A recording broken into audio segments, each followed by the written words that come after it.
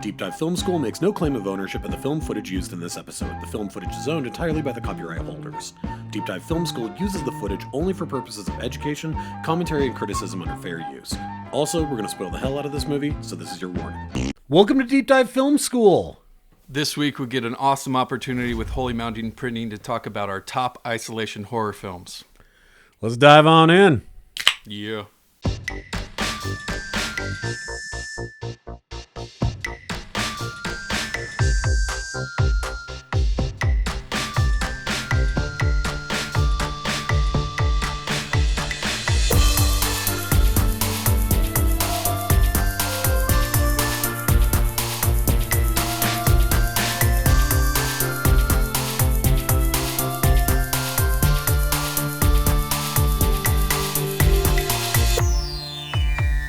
All right, everybody, if this is the first time that you've ever seen our lovely faces, we are Deep Dive Film School. I'm Adam Sherlock. This is Adam Pulcher. And we do reviews every single week. Please, if you like what you see /hear, please like and subscribe. We do film festivals. We do a lot of horror, a lot of comedy, sci-fi, drama, punishment reviews where we watch really bad films, and we are so excited to bring to you today our top isolation horror films, brought to you by Danny from Holy Mountain Printing.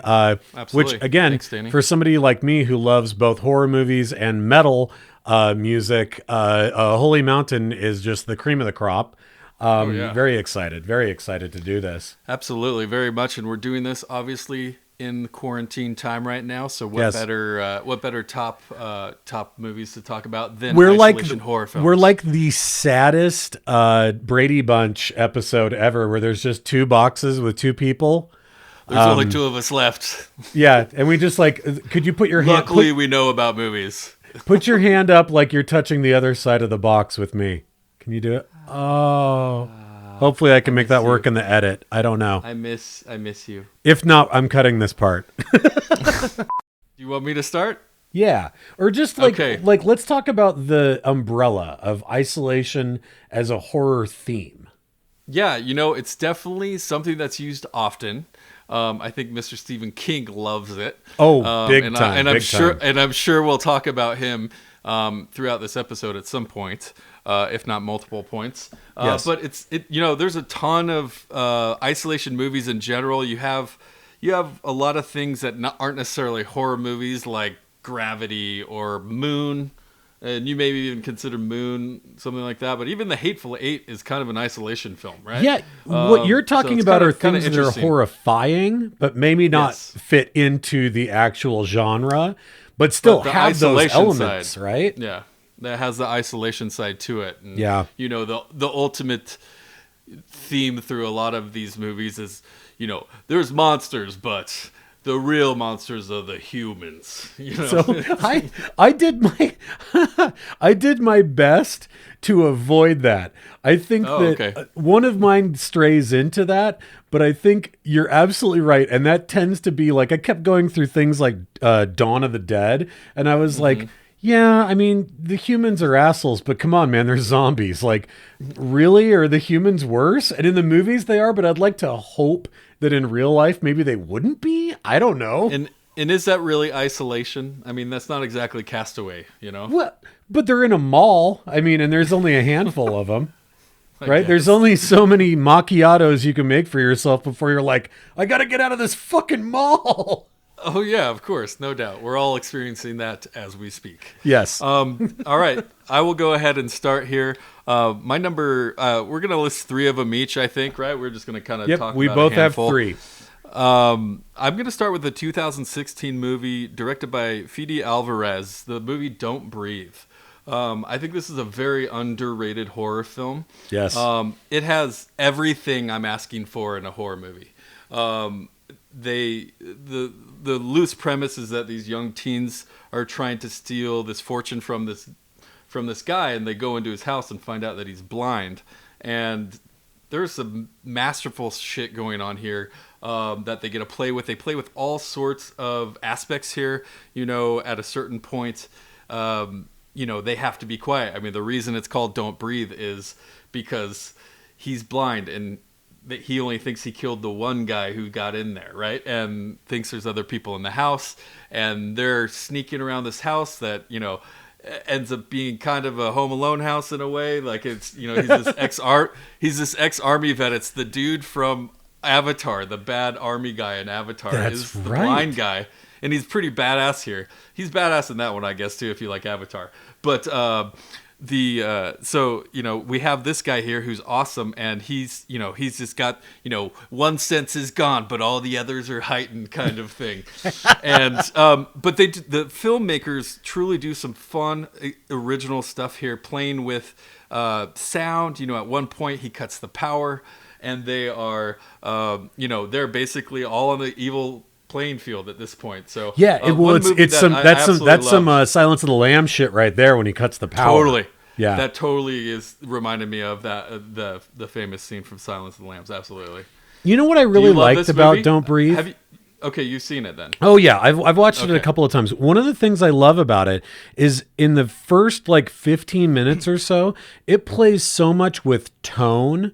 Again, very similar to maybe something like Panic Room, where you start off that your protagonists actually you don't like because they're going to go rob this old blind guy. And so you're like, oh, you guys suck, right?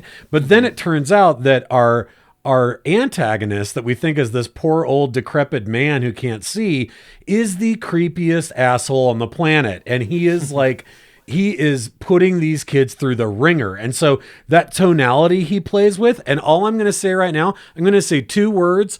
For people who haven't seen it, they won't know what these words mean. For people who have seen it, they'll know exactly what these words mean. Turkey baster. That is going down in the annals of horror movie history as one of the most cringy, god-awful, amazing scenes. Just masterfully done, but so freaking gross. So gross. Yeah. Fantastic I forgot about movie. that actually. No, this was a ton of fun. I really love this movie and thought it was pretty underrated when you're talking about horror isolation films.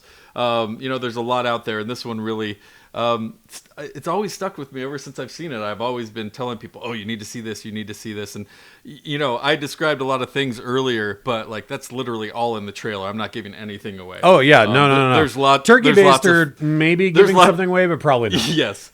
There's lots of fun here, including turkey basters in certain areas. Okay, that's great. When I was putting together my list, I think I told you at one point that I was going to have a heavy hitter, a bigger one on my list.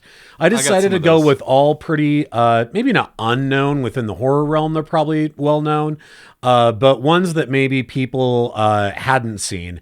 And I decided to sort of do these umbrella topics looking at different kinds of isolation. The isolation I'm going to start with is isolation where you don't really realize you're isolated until there is an invasion. Obviously, it's too late. A really good movie that did this isn't the one that I'm picking, but would be a movie like The Strangers. I don't know if you saw that, but these sort of home invasion style movies. The Liv Tyler movie, right? Yep. And actually with a small performance by Dennis from It's Always Sunny. He's in it for one hot minute before he dies. Yeah. Random. I know. Well, and now that you see him in it, he sticks out like a sore thumb. He sticks out like Charlie Day at a funeral. Yes. I was gonna say Ted Danson from Saving Private Ryan. He sticks out like that, where you're like, holy shit, yeah. What are you doing in this? But no, the random movie cameos. Sometimes it works, sometimes it doesn't. That's right. The movie that I'm picking, though, with this isolation through invasion and the threat showcasing how vulnerable and alone you really are, is 2011's You're Next. This is Adam Wingard, who has done a lot of great smaller level stuff. Unfortunately, his sort of coming out movie, or his movie where it was now you're in the big leagues, was the remake of Blair Witch Project, which was terrible, and his talents were totally wasted in that. But 2011's You're Next. Have you seen this? I have not. It is fantastic. Again, Adam Weingart directing, Sharni Vinson, I believe is her name, as the main protagonist here. But you have performances from horror staples like AJ Bowen, also Barbara Crampton. You remember Barbara Crampton, right? Who doesn't remember Barbara Crampton? Well, if you're into horror, you remember Barbara Crampton from from things like From Beyond, but also the director Ty West, the director Larry Fessenden. Both of those guys act in this movie, so it's got a bunch of horror big hitter actor, directors, and writers all kind of coming together to do this dinner party movie that ends up turning into this home invasion movie. All of the home invasion people wearing these spooky animal masks like rabbits and wolves. Yeah. Mm-hmm. Yeah. But there is some of the best horror humor in this, and the directing by Wingard is so deft and well done. And there's a handful of good twists and turns in it. And then just there is some gore, but the gore always lands as being either tragically funny or just straight up funny. See, that's what I'm looking for when I'm not, you're definitely more the horror buff over me, but I've never been a try and scare you with gore kind of person. I love the kind of psychological, the tense, the build up of what you don't know, what you don't see, that kind of stuff. This has so much of that. It has so much of that. I've heard about this movie for a long time, and I've seen the picture you described it, and I was like, yes, I know what you're talking about. I've just never watched it. Just because I don't seek it out as much as you do. But I love that you're talking about it being more of a comedy. Yeah. I didn't expect that by watching the trailer or seeing that there, but mixture of horror and comedy is so beautiful sometimes. Totally. And even something like Tucker and Dale versus Evil, you see that pairing work so well, and the found footage thing and all that stuff, and it's just it's like peanut butter and jelly if you can do it right. You made the perfect comparison when you talked about Don't Breathe as saying that the house ended up being kind of a Home Alone house. And the same thing is true here with Your Next, where there are these set pieces that get built up where you're like, a character has pounded a bunch of nails through a board and then put the board underneath the window. And then we see the bad guy step in, but he steps over the board and you go, oh, it didn't work. And then you realize our protagonist has put down a second board with nails in it. And the bad guy steps on the second board and you go, it's one of those movies where you just go, oh, fuck, right? Like every 5 minutes, and it feels so good to say it. It's one of those. Fantastic awesome. Film. If you haven't seen Your Next, my list now. I believe it's on Netflix. But you should definitely check it out. Well, that's totally on my list now. I'm actually pretty excited to say it. Would you say it's, would you call it a comedy in any way? It's less of a horror comedy than Tucker and Dale, but sure, it has those moments in it. It doesn't play so fast and loose with the facts. You definitely are scared for your protagonist through the whole thing. And I'd say the first 15 minutes is serious as a heart attack before you start to go, oh, wait a minute, that was funny. Or something else happens and what a line of dialogue a character says, you go, oh, okay, now they're playing with us. But there's there's some heavy moments in it, but it definitely has a handful of more Shaun of the Dead level where you're like, okay, like, and not to mention the comeuppance for our bad guys in this. We actually have a protagonist. This movie throws in the face of your screaming boobalicious heroine who can't for the life of herself defend herself. Sharni Vinson as our protagonist here kicks massive amounts of ass. Nice. Yeah. Love it. Love it. Yeah, that's on my list now. Perfect. Okay. I'm going to go with, I just got a couple of classics here just because you can't talk about isolation horror without these next two movies, in my opinion. Let's bring it. But I'm going Carpenter 1982, The Thing. I'm going Group Isolation. Top of the list, man. Top of the list. Cherry on the Sunday. I knew it would be on your list, so I was like, Pulcher's going to all-timer. handle this. I don't have to do anything. That's right. That's right. I mean, we have such an amazing cast here with Kurt Russell, Wilford Brimley, Keith David, and just like a million other, not a million, but like, a half a dozen other that guys from the 90s, right? And just the fact that it's in Antarctica alone is isolation in itself, right? And these guys are trapped here trying to figure out what this is. You get the campy, creepy fun of Rob Bottin and his special effects. I believe it's Bottin, I've heard. Oh, is it really? Oh, I've been saying Bottin for 20 years, and somebody was I like, heard that no. you. I learned it from you. Bottin. Bottin. So we're making it official today. Oh, okay. Well, I'll try and remember that because I've said Bottin most of my life. Same here. I'll have to get used to that one. But it's just nonstop fun. It's perfectly tense because the form of the monster becomes its victim, and so no one can be trusted. And this is definitely one of the humans are worse than the actual monster. Probably parts of it, at least at the beginning. I love the blood test scene. I love the first time that stomach opens up. Oh and my the teeth God. grab the dude. Just classic. Did you do you remember that particular effect where the rib cage closes on the doctor's arms? Just chomps it off. Yeah. And how they did that effect? So what Bottin did is, rather than trying to do something to make it look like the actor's arms were shorter, he got a double arm amputee stuntman.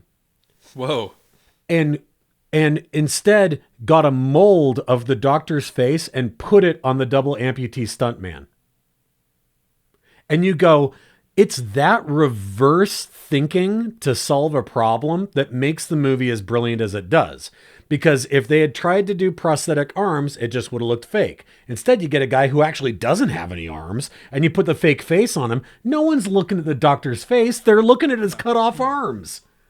Yeah, absolutely. No, I hadn't heard that. I hadn't heard that story. Isn't That's that brilliant? Wild. Yeah, it's those kinds There's of probably solutions. not a lot of work for those guys. So good for Oh. Carpenter for hooking that guy up. Hopefully, he kept using him. Honestly, Carpenter did always use the same people over and over, like a lot of directors do. Oh yeah, no, he had his troupe, right? Completely. Now, one thing I will say, dude, there is a line from The Thing that has been running through my head while we've been through this whole crazy bullshit, which is where McCready says,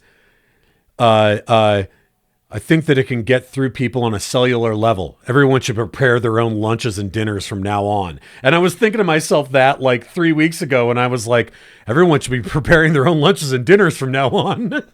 Oh, Kurt Russell's so good here too. So good. Might be my favorite Kurt Russell movie. I mean, it's his I'm trying to most. think what beats it? It's his heaviest. It's his heaviest hitting, right? Like, Yeah. so And much of the movie he's- hinges on him. Backdraft probably a close second. I love some Backdraft. It's a good movie. That's right. I don't know if you could make this movie today the way they made it in the same way. I mean, they did remake it, and it wasn't the same, right? Like, Yeah, it wasn't at all. It just wasn't the same. You had to have that deft hand of Carpenter. You had to have that cast at that time, and have Rob Bottin as well. It is everything's computer graphics these days. As much as I guarantee they didn't use a double amputee for the stunt double. No, not at all. Well, and you know what? I don't know, Actually, stuff like that. It had its time, its place. So I hope this isn't on your list, but the movie that The Thing always reminds me of is the original Alien. And Yeah, the thing that it definitely. reminds me of the most is that not only was it a special effects achievement when it came out, but I remember as a kid, both Alien and The Thing used goopy special effects, but instead of it being a schlocky gore fest, like most things during that era, it took it serious as hell. Yeah, and it had heart. Something about that made it so much scarier, where it was like when the alien ripped apart a human, there was blood and guts and no one was laughing or screaming. It was just terrifying. genuine. And Yeah, it felt real. It felt sad. Like, oh my God, that person also was part of the thing. And there was something about the seriousness of it that has always put the thing at the top of my list of like, yeah, you could like now as an adult, I can kind of laugh at it, but it still creeps me out to the most intense degree, just the way that Alien does.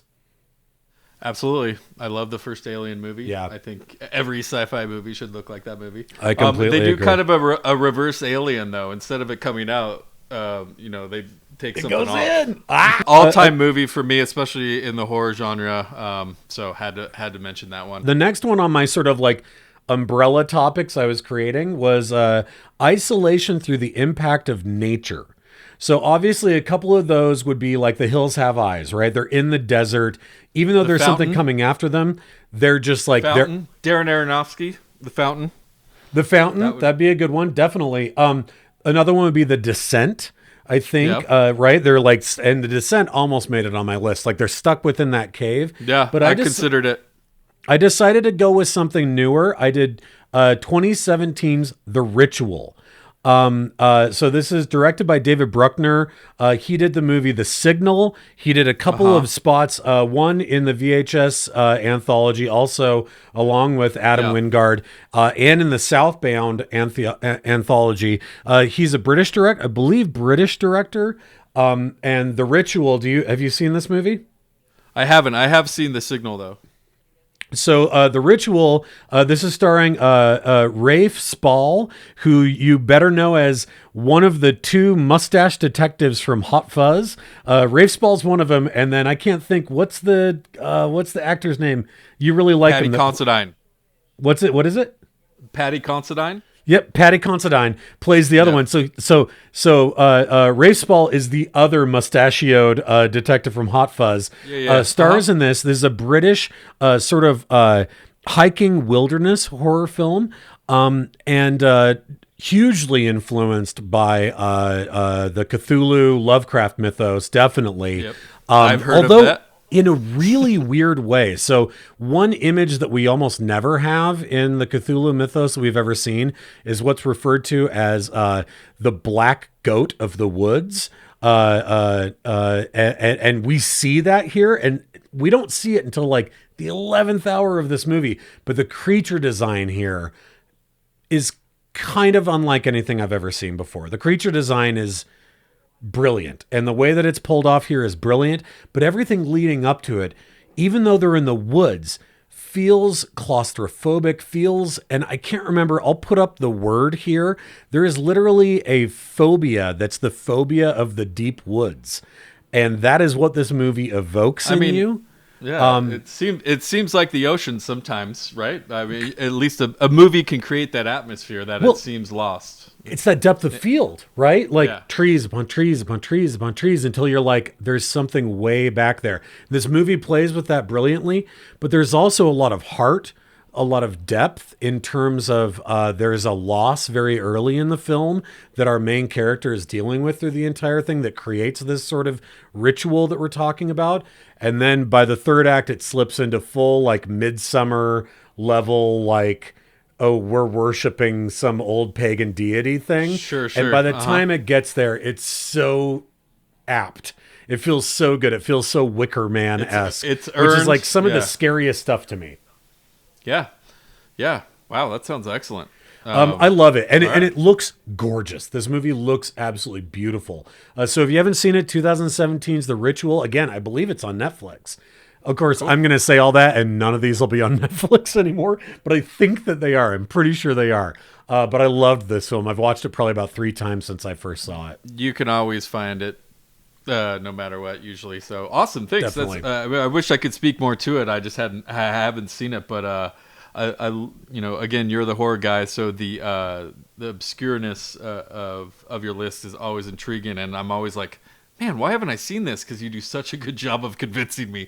So that is on my list as well. All right, I'm gonna go with an easy, obvious choice here with one of the all-time great mood directors, and it's got to be The Shining.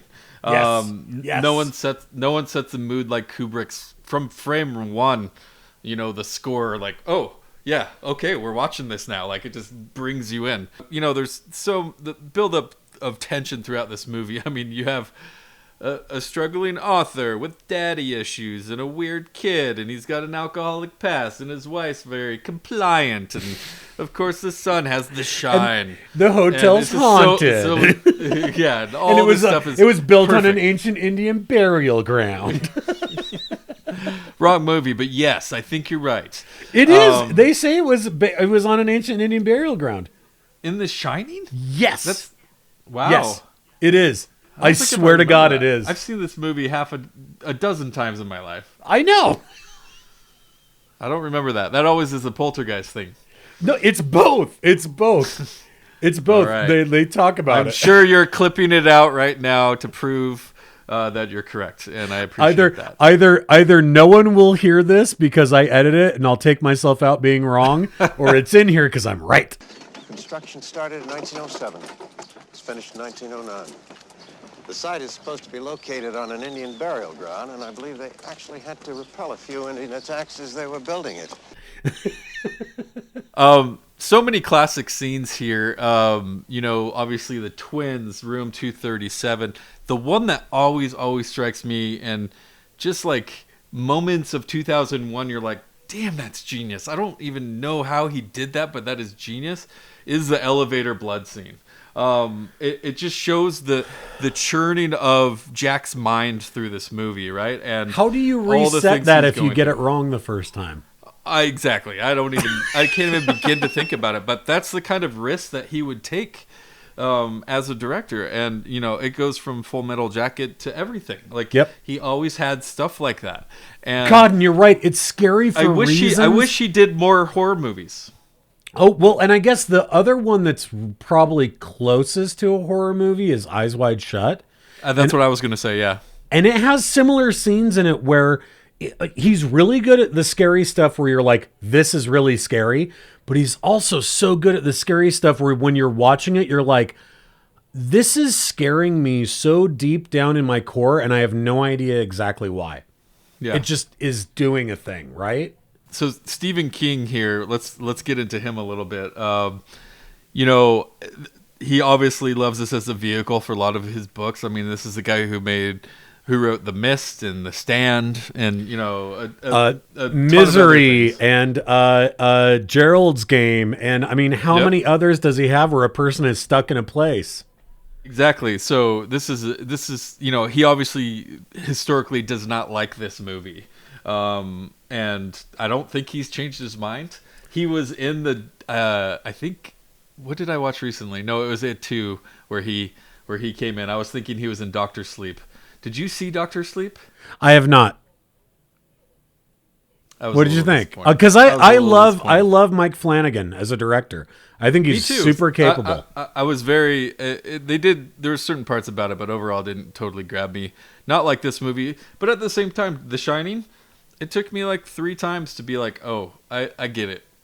I get it now. So I understand. I understand why. I understand why at its heart King doesn't like it. Which is, if you've read the book, Jack Torrance he's a wounded and broken character at the beginning of the book, but you like him and you're rooting not as much for as him. Jack Nicholson, you're not at all. Yeah. No, exactly. And so in the book, it's a tragedy that the hotel consumes him. And from scene 1 of the movie, you're like, fuck that guy. Right. And so like, there's a big dichotomy between those two things that you go, if you're the guy who wrote the original book, I could see why you would just be like, nope. Yeah. Nope, that's not the thing. And so, I mean, that's a good argument. And also in the book, Scatman Crothers lives. He saves them. He goes through this whole journey and lives. That's why right. do you kill him? Yes. That's like a fuck you to King. That's like being like, hey, remember that character you really like in your book? I killed him. Like, it's the one who relates to the child and who drove 10 miles in a snow cat to see you. Yeah, to save you. Get stuck with First an thing, axe. hatchet in the back. Yeah. Like, that's so messed up, dude. So I get that. I get why he feels that way. But I will say this. Mr. King, And Paltra, you can attest to this. I have a shrine of you at my house. He does. He actually does. Of all your books and pictures of you and a poster of how all your stories connect to one another. But your Shining remake with the dude from Wings fucking sucks. I'm so sorry. It The really does. made-for-TV, The Shining. The guy from Wings. Hey, I liked Wings. But I know what guy you're talking about. It's not a good idea. No, He's not your Jack Torrance. I'm so sorry, Steve. He's not. Sorry. He definitely has the poor man's Jack Nicholson look, right? Like he could maybe imitate him a little bit. No, if you were going to do that, if you wanted to really make the worst remake of it, you would just have Christian Slater. Oh, yeah. Oh, God. I just gave myself shit chills. Okay. Let's get to my last one here. Yeah, let's do it. So my last sort of tentpole concept of isolation was isolation in plain sight. And I thought this was a really interesting concept. And this is sort of the bread and butter of slasher films, right? If you think about Halloween, she can't tell people it's Mike Myers. He's right there. No one believes her, right? And so I was like, well, what's the ultimate version of that really feels like isolation? And I thought of something like Jacob's Ladder, because I was like, that's like the most lonely and isolating thing where nobody believes him. But I was like, it should still be isolation in a place along with that. So what I picked was 2017's The Endless. Okay. I love this movie. Did you watch this? I've had it recommended to me a lot, and I've been very intrigued to click on it, but I haven't yet. So co-directed by Aaron Moorhead and Justin Benson, and also starring both of them as brothers. And the premise is that these two guys, when they were teenagers, were part of this cult that was way out in the boonies, way out in the wilderness, almost set up to be this sort of like religious family. And the two of them managed to escape it together. And they go off and they live in the city, and they both like get jobs and have regular lives. They still live together. But at some point they get this cassette tape that's like a VHS cassette tape from one of the members of the cult saying, you need to come back. Something's happened. So they decide together to go back to this commune, to this cult. And they go out there together, and that's what the movie's about. Now, here's where things get weird. And again, I already talked about Cthulhu mythos. This movie has it in spades. But the idea is that the weird religious cult aspect of this commune, when they go back, it's true. And it gets into some really spooky cosmic horror stuff. It gets into this weird time loop strangeness where they try to leave, but they can't leave. And there are people that have been trapped there for generations. And that's the isolation you're talking about? Yeah, where they're the only ones who are not excited that this thing is happening. They want to get back out. There are other people there they could talk to, but they're all members of the family. They're all members of the commune, and they don't care about leaving. And boy, there is some spookiness, literally to the point where day and night, the sun rising and setting, the fact that at certain points there's two moons in the sky. Like everything has changed once they're inside this commune, and it is so scary. And the earlier I love that feeling of a cult taking over, right? When in a movie, like you're just like, oh, it's happening.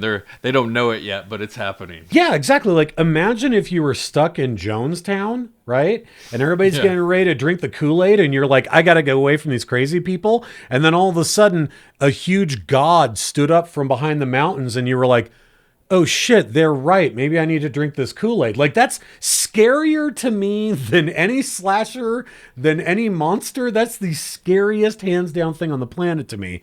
And in this movie, it deals with it in this incredible effect. And these guys before co-directed the movie Resolution, which is another great isolation horror film. And this movie ties directly into that movie. It's a fun Easter egg that you get later in the movie where you go, oh my God, these two directors created their own shared universe, which is like, again, for like a shoestring budget, it's so hard cool. On this. You're selling me hard on this. Wow. All right. I've been wanting to watch it for a while. I'm probably just going to watch it after we stop It's so recording. weird. It's such a great trip, man. It's just like you go, oh, I got to read about, because they don't explain everything. They just give you bits and pieces. Yeah. Then the movie takes place. And at the end of it, you go, what was this part about? What was that part about? And it's really fun. Well, it's weird because, you know, you talk about a lot of these directors, and I feel like a lot of them don't. I should hear their name more. Like it takes it seems like it takes quite a long cut. You got to make like 4 or 5 movies as a horror director before you're actually like someone that's part of the group. It seems like, right? Did you? Well, you feel yeah, that? dude. I mean, think about it. Like if you like were... you drop a lot of names here, and I feel like I know a lot about movies, and I honestly didn't know a lot of them. And obviously, you're definitely again more of a horror guy than me, but. It seems like they don't get enough credit, I guess. Not outside of their scene, man. I think it's a lot like punk or metal music, right? Where it's just like within that realm. You know the guys, know them, yeah. Right, like people should know about Lingua Ignota, right? Like the metal musician, because her shit is so crazy and so cool, and within her scene, she's huge. Outside of that, nobody knows about her. And so I feel like it's that same thing where it's just like within the horror world, like a lot of these names are bigger and people are like, oh yeah, I love that dude's shit. I love what he does. But outside of that, it's like you have to do, because horror most of the time doesn't get treated seriously. Yeah. Right? Because there's a lot of schlock. I mean, rightfully so. There's a ton of schlock. Which the again, campiness listen, is not, I love schlock. I do. But this stuff that is like heightening that level, like that's something different, right? And so I don't know. I mean, I guess it's a taste thing. I don't know. No, it absolutely is. You're right. And the other thing that happens in those little subcultures of everything is everyone does each other's shit, right? There's a whole center of like this guy. Everybody gets together, and yep, exactly. And they have their little crews. Let's do some honorable mentions. Do you have some honorable mentions? This one, it's not a great movie, but it's a weirdly super popular movie. But the Grave Encounters film, it's a found footage horror film. But it's a pretty good, stuck in an old abandoned insane asylum. It actually still manages. There's one moment in it where they finally get open the doors that they're trying to get through, and there's just another set of doors behind it. And it's like the thing they've been working on the whole time, and then like it's just like, oh no, you're even more screwed than you thought. And I like those little moments where it's like, no, you're not getting out, you're not getting anywhere. Yeah, it just never ends. It just is spiraling whirl of shit, just constant. Well, and it leads to that claustrophobia, right? I mean, again, like something like Alien. I do think something like Gravity is a really good isolation horror film. Probably on par with something. Like we were talking about earlier, sometimes the forest seems like the ocean, but you know what really seems like the ocean? Space. Well, my God, endless, I was talking to my wife about this, and we started talking about the movie Alien, and I was like, actually, what better plot device is there than you can't open the door because you'll die? Like, that's the best possible plot device, right? Yeah, absolutely. A couple other found footage ones that are actually pretty fantastic is the Mexican movie Wreck, the Spanish movie Wreck, and then it's a lesser American remake, Quarantine. Both of those are fantastic isolation horror films. Do we even mention stuff like Frozen, not the Disney Frozen, but the one where they're on the ski lift, or The Shallows, or Open Water, the shark ones? Was it 32 meters down or some shit like that? Dude, I saw one that was like 12. It was like 12 depths. And it's a whole movie, a fucking feature-length film about two sisters that are stuck in an Olympic swimming pool where the cover has gone over the swimming pool. I haven't seen it. I just read the premise and saw the poster, and I was like, what, 90 minutes of that? Like, is there a killer in the pool too? Or like a shark, or even like a really frisky like pool cleaner that might kill one of them. Frisky pool cleaner. Yeah, like maybe at the worst it could be kind of a chopping mall kind of a scenario. Yeah, that's terrible. No, let's don't even mention those. I will say this. The Dowdle brothers, do you remember these two directors? They're the guys who did the Poughkeepsie tapes. Oh, I love remember that. Love that one, yeah. Yeah, love that one. I mean, couple of forgivable bad acting moments, but for the most part, Poughkeepsie tapes great. So they're the ones who did the American remake of Wreck, Quarantine, okay? So they did Quarantine. They also did the M. Night Shyamalan written movie about an evil being in the elevator called Devil. Yeah. They did Devil. And they also directed As Above, So Below, where they're all stuck in the catacombs underneath Paris. And I'm like, okay, literally other than Poughkeepsie tapes, the Dowdle brothers have only made isolation horror films. Yeah. And actually, all three of those are totally good, too. I don't think they're bad movies at all. Another one along those lines that I saw on a lot of lists that I've always enjoyed is Cube. You know, I was going to mention, I know you love Cube. I don't. The first time I watched Cube was with you in our apartment. Not Gleaming the Cube, just Cube. Yeah, no. For anyone over 40, Yeah. Gleaming the Cube. Hey, we were talking about Christian Slater earlier. It just popped up. You're right. Yeah, that's it's Shining the Cube is going to be our remake wonderful. of The Shining with Kristen Slater. Well, in there it. you go. There's your photo. what There's about, your you know, Photoshop opportunity right there. That's right. We mentioned Dr. Sleep earlier with Mike Flanagan. His earlier film Hush is fantastic. Home invasion movie, and our main protagonist, our heroine, is both deaf and mute. Very scary. So it's one step above or below Don't Breathe, because Hush you're doing a little bit, but Don't Breathe you can't do shit. Well, it's our protagonist who can't hear, not our antagonist who can't see. That's right. Anyway, it's it's same ballpark. Yeah. The only other one that I have that I almost put on my list was the William Friedkin film Bug. Yeah, I know you love that movie. Which is based on a play. Very first early Michael Shannon. Yeah, so good. Really just takes place inside this hotel, and there isn't any other invasion other than mental illness, which is kind of what makes it way scarier. Yeah. Because it's way more realistic. Ashley Judd's great too. Oh yeah. She's really solid. Awesome. Well, thank you very much, Holy Mountain Printing, and everyone watching. Yes. Please remember to like and subscribe if you liked what you saw/heard. We got new stuff every single week, and it's usually a mix of drama and horror and everything. Bad dick and fart jokes with the two of us. Subscribe and enjoy. Thanks, guys. Thanks a lot.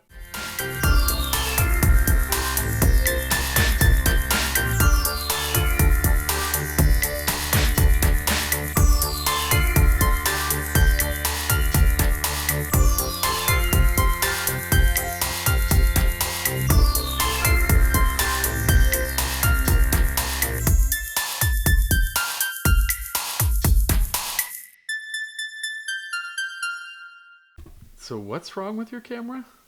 It just won't. For some reason it goes for like 10 minutes and then it's like, and it stops. I know. Right. Listen, I know. Okay. I know. I'm aware.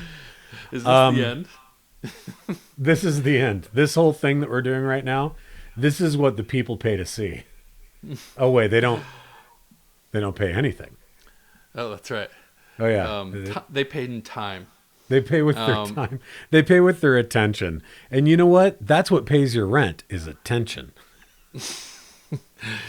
Can't pay rent with attention. Nope. Can't pay rent with your good looks. Well, maybe you can. If somebody's willing to sleep with you.